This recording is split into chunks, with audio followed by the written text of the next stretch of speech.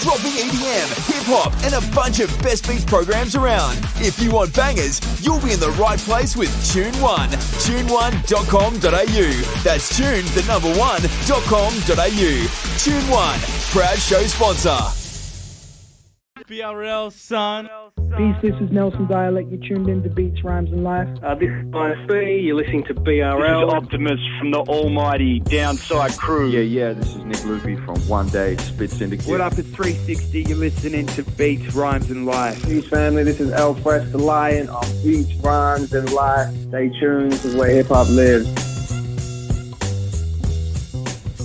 It is BRL all across Australia on the Community Radio Network. Now, joining us on the phone is a gentleman who I remember actually being told, I think it was by the guys from Slide Low, just like, hey, the Adelaide scene's sort of making a bit of a comeback, and Frankie D's kind of one of the guys that's going to be, sort of leading the charge. He's really good. I went, okay, duly noted. Later on, I find out about the project with you and Pound to the Credit, listen to the album, go, oh, shit, this is really good. So now joining us on the phone is Frankie D. How you doing, mate? Good afternoon, man. How you going? Not too bad. Now, it is the seminal question in every interview that we ever do on this show. Frankie D, how do you take your coffee? Me? Dude, it depends, man. I short black every morning. I'm a barista, man. So, I have a short black. Yeah. I have a short black to start off, and then usually have like a oat or almond latte, man. That makes a lot of sense then.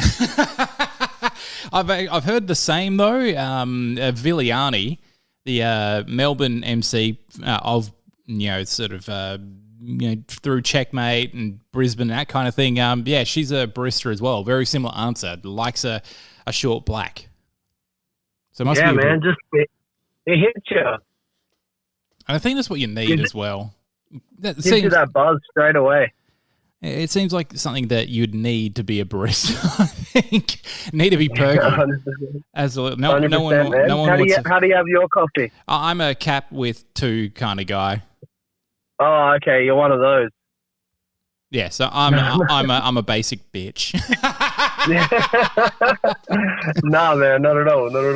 Now, I don't like to complicate the audio. I wouldn't be like, oh, can I have like a soy milk macchiato with a taste of lemon and no, just give me. We like people like you. Yeah, it's just like give me some milk, some coffee. Make sure you don't burn the beans too much, and I'm good. And I'll be on my way. Yep. Beautiful. Yeah, you're our favorite kind of customer. Yeah, I'm low maintenance, and that's the way people like it. Now, let's sort of mention something pretty quickly before we get into the album. Now, in your video, you mentioned a bit of a controversy, which has been rumbling now for like a solid month or so. Now, I speak to Mr. DJ Sanchez quite a bit, who made the very bold statement, which was Adelaide hip-hop is dead. Now, I can't say that I've not sort of had, maybe not dead, but I have said, and even on air, that Adelaide had a very quiet couple of years, but did that really put a bee in everyone's bonnet like it seems? I reckon it, ruffled a few feathers, to say the least. I personally love hearing shit like that, because that puts a bit of fire under my ass and makes me want to, sharpen the pen and, Which I actually think was his aim. I don't think it's meant to be derogatory. Also, in saying that, though, I think his taste has changed, and he might say Adelaide hip-hop is dead. I think maybe his taste on what good Adelaide hip-hop is has changed, because, I don't know, that's just an opinion, but it could be that, could be a number of things, but I definitely don't think it's dead. I think, for example, you mentioned before Slide Low, like that last joint was ridiculous. That's hard as fuck. Like, I'm stoked with how this project came out, and I know heaps of other, like Claz is murdering it at the moment. There's heaps of Adelaide hip hop, which is booming, man. It's it's a different thing, and I think there's a lot more of the come up now from the Adelaide scene, and there are different artists in very different styles. It's the same over here in Perth, of course, where this program is produced. There is different scenes for different styles of hip hop. Like it's not just the one scene like it used to be 10, 15 years ago. You do have your guys who do your more to sort of trappy kind of sounds, and then you have your what's the name of it? The sort of British style. Drill? The drill kind of stuff. We've got a bit of that going on as well. That's sort of coming up a bit in Perth, and of course the more traditional stuff, which is what I'm personally into. So you've got that going. Man.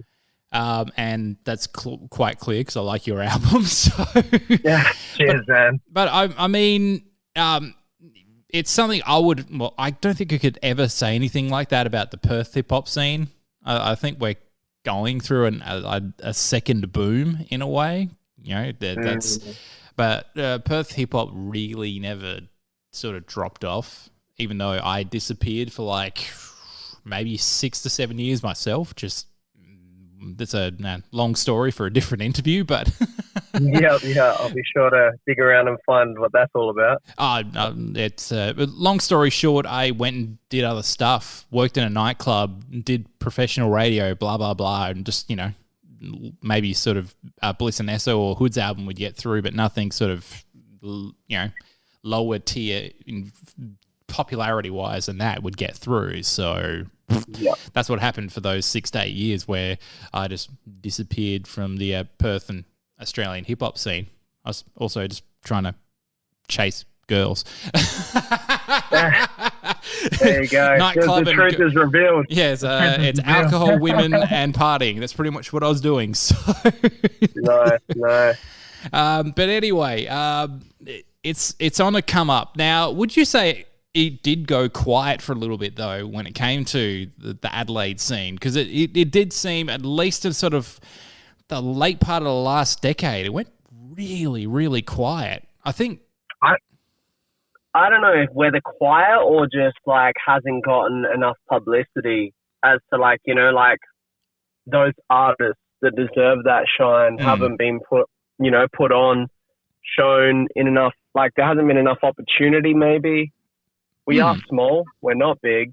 Like I have no doubt we have big talent coming out, but it's just I guess And I even think I saw something like even like Morns or someone was just saying like, the best like sort of states of hip hop. And I'm just like,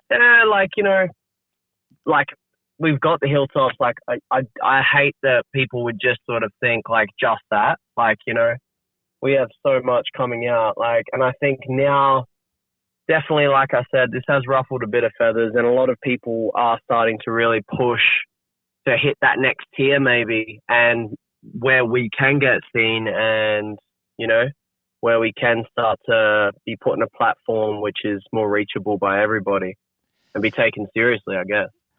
Absolutely. There is a life for Adelaide hip-hop after, the Hilltop Hoods and Certified Wise, and it's the same with Syllabolics as well, although SBX are still around. They're back making music for the most part. Well, significant chunks of that group, that collective are definitely making music again. Downside put out a new song a few weeks ago, so that's happening. So scene wise, it was just good to sort of get a on the ground perspective from somebody who is releasing, and you're actually quite prolific as well. You've put out a bunch of stuff in the last couple of years. You can clearly you can see that through the Spotify and everything. So check out pretty much everything to do with your Spotify, Apple Music, where wherever you want to get your streaming, and you can sort of see a pretty good back catalog there. Good if I could spit that out. No, I've been working, man. I've been working for sure. I love hip hop, man. I love making it. I love writing. I love recording it. I love performing it live. Like every part of there's not like, you know, I love all of it as a whole, and I want to keep doing it. You know, I have faith that it'll take me places, and hypothetically, even if it didn't, I would still die happy doing this every day. And you can tell the passion's in the project as well, because the album with you and Pound the Credit is an excellent record. So because I'm not entirely, you know, I haven't got the background on you or Pound the Credit, give us a bit of background on you and him and how this all came together. Okay, well, I'll just run you real quick through so I started freestyle rapping at like 15. Mm-hmm.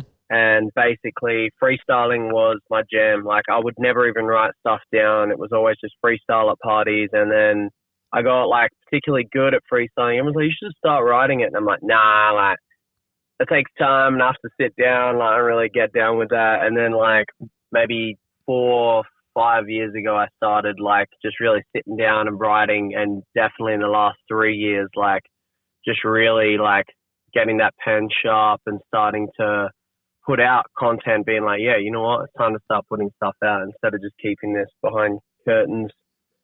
And yeah, I think Pound found me on Instagram or vice versa about just under a year ago, like maybe like 6 to 8 months ago. Oh, and wow. I was like, man, this is a new relationship. Yeah, 100%. Maybe, yeah, I would even say, 6 to 8 months.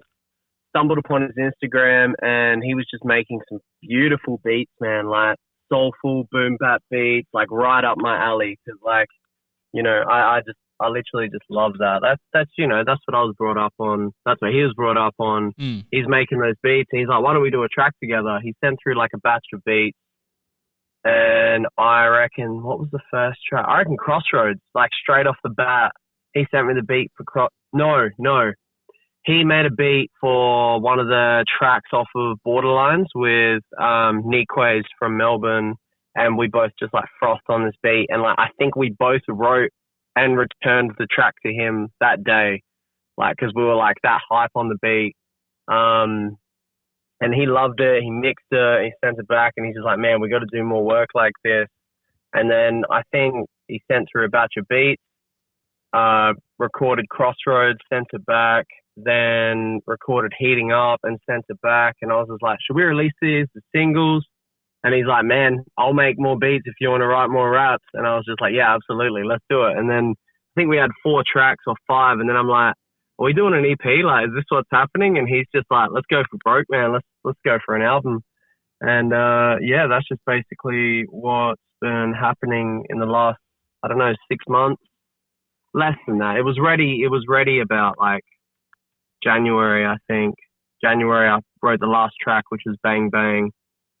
And, yeah, dude, the rest is history. We've linked up a few times since then, you know, hung out and obviously shot video clips. And, yeah, man, it's really good. He's a little bit older than I am, so he's teaching me about the roots of the scene and stuff. So it's good. Hence the name Old Dogs, New Tricks. Because, you know, we wanted to bring that old school boom bap flavor in the modern day where, you know, I feel like the trap is so prevalent. And, you know, I feel like it could potentially make, like, it's never fizzled out, but I think if there's a time to, like, bring that back, it's now. Like, yeah. So absolutely. Yeah, I'm with you there completely. Like, there's a time and a place for that style of hip hop. In fact, on you know, the online station that I run sponsors this program. We do actually play a little bit of that. It kind of suits the sound that we're going for with that. However, it doesn't suit BRL, so that's like if you don't hear it too much on this. A time and a place. Not my favorite style of music, but at the same time, you would probably agree with me. There's actually some jams in that genre as well. You're like, all right, this is a good track. Man. And I would never for a minute confine myself to those borders and say, oh, I'm just going to do boom bap. I'm just going to rap at 90 BPM, every time. Like I'm working on, like trap beats and drill sort of beats all the time. It's just, I think I'm more compelled to do the stuff that I'm comfortable with. But you got to get out of your comfort zone and try different beats, genres, and, find what works for you best. Absolutely. Sometimes it's fun to, hit those double time flows and, I don't know, it can be more fun. So, yeah.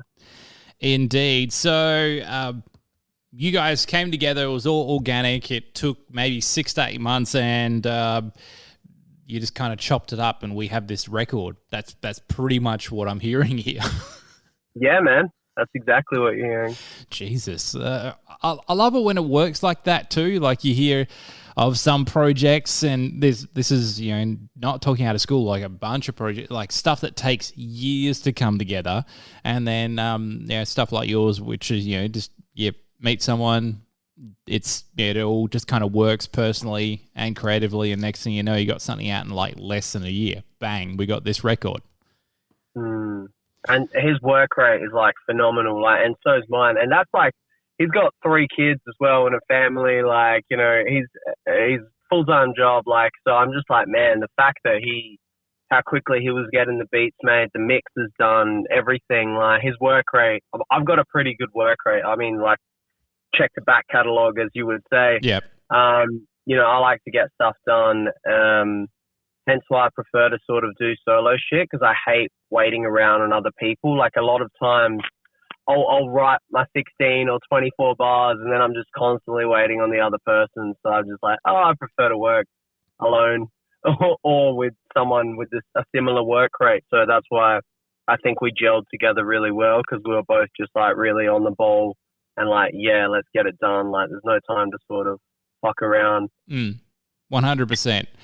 So this record is out now. It's available everywhere. You've got hard copies too that I've seen. Yeah, that's correct. We've still got a few left of the CDs. We just did CDs for this one. Mm-hmm. If there was like a greater demand, maybe we would have pressed the vinyl. But, and there's nothing ruled out for the future. But I guess just first time releasing something with him. So I thought we'd just do CDs to start with, test the waters. Absolutely.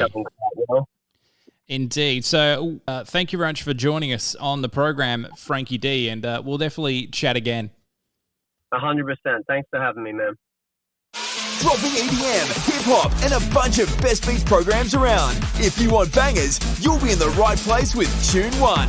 Tune1.com.au. That's tune1.com.au. Tune One, proud show sponsor.